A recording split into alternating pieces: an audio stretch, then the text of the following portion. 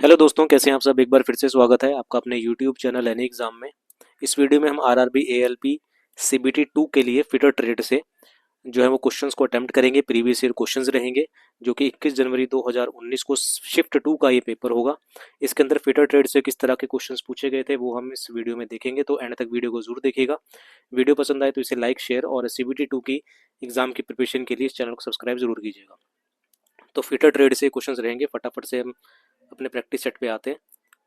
तो ये स्क्रीन पर आपको दिख रहा है, ये फिटर ट्रेड से है, यहाँ पर लिखा हुआ है फिटर ट्रेड। ठीक है, तो ये पार्ट बी है जो कि आपका फिटर ट्रेड से जिन्होंने भी फिल कर रखा है उनके लिए बेनिफिशियल रहने वाला है। तो फटाफट से पहले क्वेश्चन की ओर आते हैं। कहता है कि धातुओं के किस भौतिक गुण के कारण उन्हें पीट कर पतली चादरें बनाई जा सकती हैं। तो ऐसा कौन सा गुण होता है जिसे पीट कर जो है वो पतली चादरें जो है वो बनाई जा सकती हैं। तो इसका सही आंसर क्या हो जाएगा आपके पास, ऑप्शन नंबर सी, उसे मेलेबिलिटी कहते हैं, यानी कि आघात वर्धीनता कहते हैं। ऑप्शन नंबर थर्ड इसका आंसर हो जाएगा। अगले क्वेश्चन की ओर आते हैं। कहता है कि डैश में छेद करने के लिए एक होलो पंच का उपयोग किया जाता है।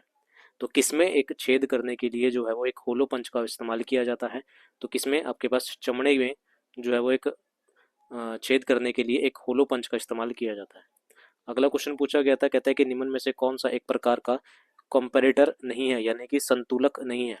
तो निम्न में से कौन सा एक प्रकार का संतुलक नहीं है, कंपैरेटर नहीं है। तो इसका सही आंसर क्या हो जाएगा आपके पास, option number B, manual. Manual एक प्रकार का आपके पास जो है वो कंपैरेटर नहीं है, संतुलक नहीं है। अगला क्वेश्चन है, कहता है कि निम्न में से कौन सी पारंपरिक प्रकार की वेल्डिंग प्रक्रिया नहीं है। कौन सी जो है वो पारंपरिक प्रकार की वेल्डिंग प्रक्रिया नहीं है, ये आपसे पूछा गया। तो घर्षण वेल्डिंग जो है वो पारंपरिक प्रकार की वेल्डिंग नहीं है। कौन कौन सी है, तो प्रतिरोधक है, आर्क है, गैस है, और घर्षण वेल्डिंग जो है वो पारंपरिक प्रकार की वेल्डिंग प्रक्रिया नहीं है।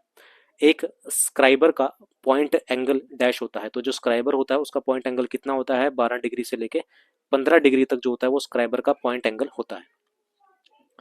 अगला है, कहता है कि वर्नियर के डेप्थ गेज का न्यूनतम काउंट डैश है। तो वर्नियर का जो डेप्थ गेज होता है उसका न्यूनतम काउंट कितना होता है, 0.02 mm होता है। तो वर्नियर का जो डेप्थ होता है जिसे हम गहराई मापते हैं उसका जो मिनिमम काउंट होता है वो 0.02 mm होता है। अगले क्वेश्चन की ओर आते हैं। अगला क्वेश्चन पूछा गया था कि हीट ट्रीटमेंट ऑपरेशन द्वारा स्टील की कठोरता बढ़ाई जाती है और भंगुरता कम की जाती है, इसे डैश कहा जाता है। तो हीट ट्रीटमेंट करके हम क्या करते हैं, जो स्टील होता है उसकी कठोरता को बढ़ाते हैं और उसकी भंगुरता को कम करते हैं, इसे डैश कहा जाता है। इसे क्या कहा जाता है, इसे हम टेम्परिंग कहते हैं। ऑप्शन नंबर तीसरा इसका आंसर हो जाएगा। अगला है, कहता है कि वर्नियर बेवल प्रोटेक्टर के प्रत्येक मेन स्केल डिवीजन का मूल्य है।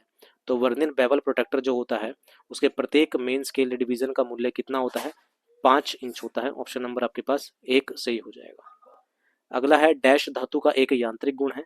तो इनमें से कौन सा एक धातु का यांत्रिक गुण है, तो कठोरता धातु का क्या है, एक यांत्रिक गुण है। अगला है, the alloy of copper and zinc is known as. English में है ये क्वेश्चन। जो अलॉय है किसका, कॉपर का और जिंक का, उसको हम क्या कहते हैं, यानी कि इन दोनों के मिश्रण को, कॉपर और जिंक के जो मिश्रण है उसे क्या कहा जाता है, उसे ब्रास कहा जाता है।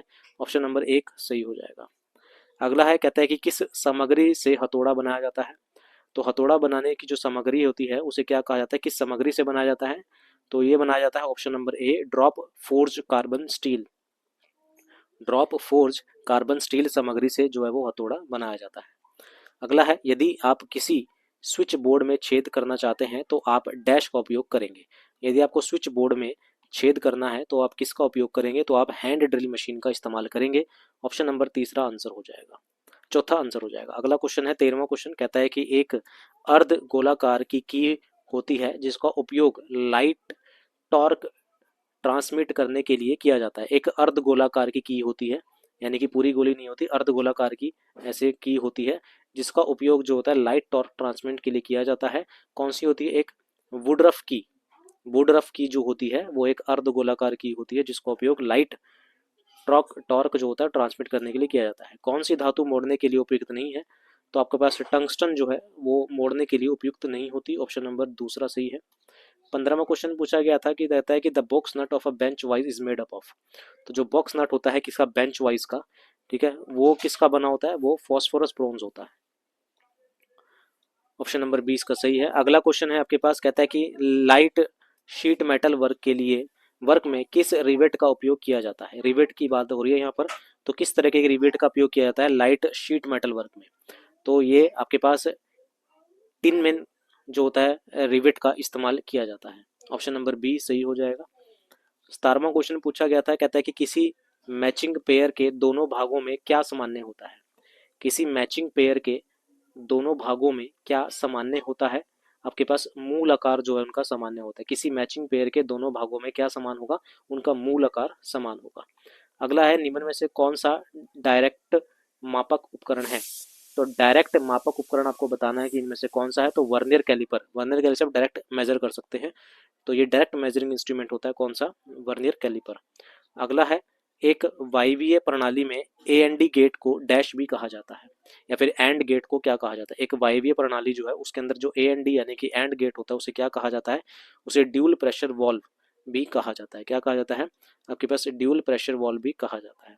आगे हमारे पास होनिंग का उपयोग डैश के परीक्षण के लिए किया जाता है। जो होनिंग की जाती है उसका उपयोग किया जाता है किसके परिष्करण के लिए किया जाता है, परीक्षण के लिए किया जाता है। तो आर्थिक बेलनाकार सतह के परीक्षण के लिए जो है वो होनिंग का उपयोग किया जाता है, आंतरिक बेलनाकार सतह के।